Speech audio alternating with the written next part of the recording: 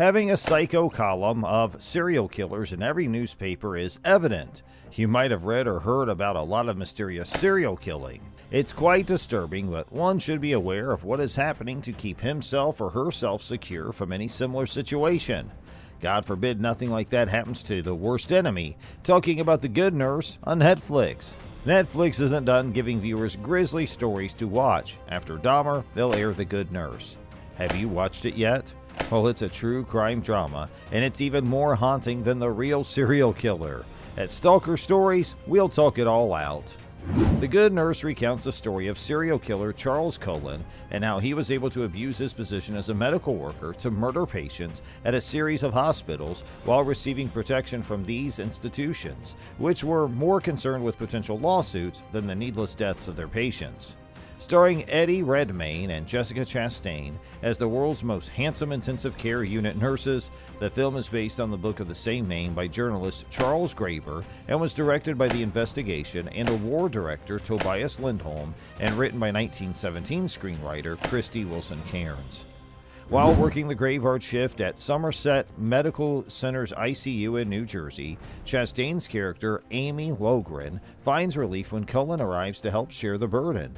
Logren initially trusts Cullen after he begins giving her rides home and entertaining her two young girls. But when authorities begin investigating a series of deaths among intensive care unit patients at the hospital, she becomes suspicious. In the end, Logren gives the police everything they need to arrest Cullen, and she plays a crucial role in coercing Cullen into confessing to at least some of the murders he committed. After being charged with the murders of 13 patients and the attempted murders of 2, Cullen eventually pled guilty. Authorities estimate he may have killed as many as 400 people, which would make him the worst serial killer in American history, yet he was only convicted of 29 murders. How was it that Cullen was able to poison patients at 9 different hospitals for over 8 years before being caught? Did Logren find something no one else did? Then what was Cullen's motivation for acting this way? To determine what is taken straight from the newspapers and what is artistic license, we read several books and several news pieces about the murders of Cullen. Nurse Amy Logren works with the police to apprehend her co-worker Charles Cullen, who's accused of killing his victims. Netflix users can see this movie immediately. According to Newsweek, the film's screenwriter, Krysty Wilson-Cairns, considered Logren's perspective far more intriguing and respectful than trying to make sense of Cullen's acts, and therefore the film does not attempt to explain why he felt compelled to kill people in the first place. Dehumanizing victims and turning a serial killer's ruination of everyone's lives into cheap entertainment is a common problem in true crime. Wilson-Cairns agrees, saying it's futile to try to understand Cullen's violent behavior. He has never confirmed or denied our suspicions, and I seriously doubt that he even knows himself. Either you make it up, you put words and ideas into people's lips, and it doesn't feel entirely right to do something like that because there may be 400 victims out there. 400 people were killed. Logren assisted law enforcement in apprehending a potential serial killer in the United States. Rather than Cullen receiving more notoriety, she should have a film made about her life and how she fought to keep her hospital patients safe. Is there any truth to the events depicted in A Good Nurse? Inspired by Charles Graeber's 2013 book of the same name, The Good Nurse tells the true story of medicine, madness, and murder. The book was inspired by a piece written by Graeber for New York Magazine in 2007 about Charles Cullen, a former nurse serving time for the murders of many patients who wanted to donate a kidney to the brother of his ex-girlfriend. Cullen worked as a nurse for 16 years, first at a nursing home, and then in a total of 10 different New Jersey hospitals. Cullen was able to fly under the radar for a long time, despite concerns over his practices. In his wake, he left an untold number of victims at each of the places he visited. According to the Philadelphia Inquirer, Cullen's first victim was Livingston, New Jersey Municipal Judge John W. Yingo Sr., who was sent to St. Barnabas Medical Center. Because of the lidocaine injection given to Yingo Sr. by Cullen, he died instantly. While St. Barnabas Hospital was looking into several potentially tainted IV bags, Cullen decided to leave. He moved on to other hospitals and continued his predation.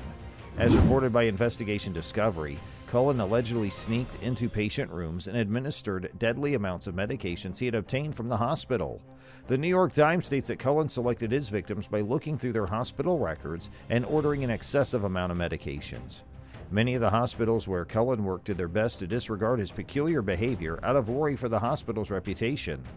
Cullen admits in an interview with New York Magazine that he was aware of the immorality of his actions, but justified them because they stopped the pain. But he has never explained why he had to kill his patients.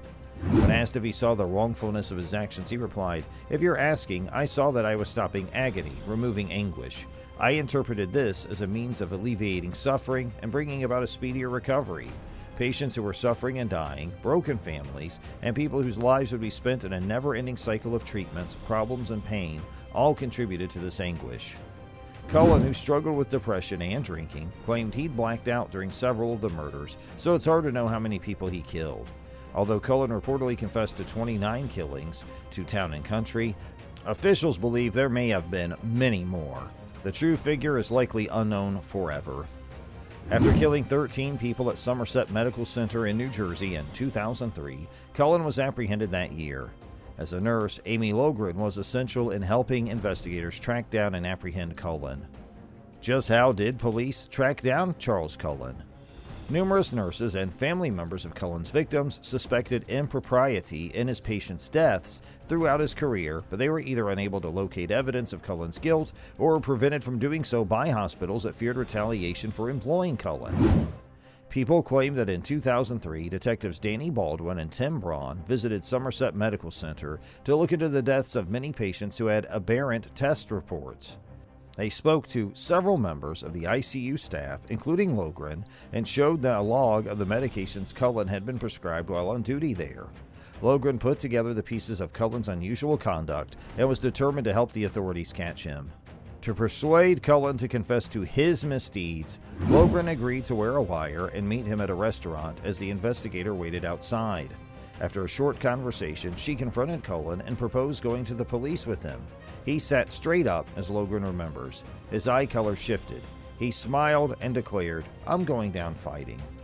The detectives apprehended Cullen and, with Logren's assistance, coaxed confessions out of him. Cullen was found guilty of 29 murders in 2006 and given 11 consecutive life terms as punishment. And in 2008, 5 hospitals paid out to the relatives of 22 people who had sued them for wrongful death. Lehigh County, Pennsylvania jurors awarded $96 million to 8 families who said Cullen was responsible for their loved ones' deaths in 2010. In real life, Cullen had the chance and the means, but his motivation is still a mystery. He missed the passing of his mother. When he was 17, she died in a vehicle accident, and he felt the hospital was insensitive by not informing him of her death right away and by cremating her remains without asking if he wanted them back. As Graeber writes in the source material for The Good Nurse, Charlie believed that they'd lied to him at Mountainside Hospital, a transgression he would come to feel was emblematic of hospitals in general and one that he would never forgive.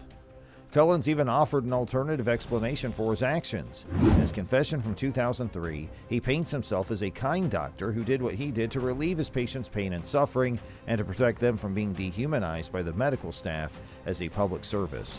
In an interview for 60 Minutes, he brought up this point again. "I don't think folks are still suffering. I felt like I was doing something useful," he added. "There's no excuse for what I did, you know that. The only thing I can say is that I was completely overwhelmed." Cullen apologized for his actions, but he admitted, "I don't know if I would have stopped." So that's it for today. We'll be back with more videos soon. All you have to do is like our video and please subscribe to our channel.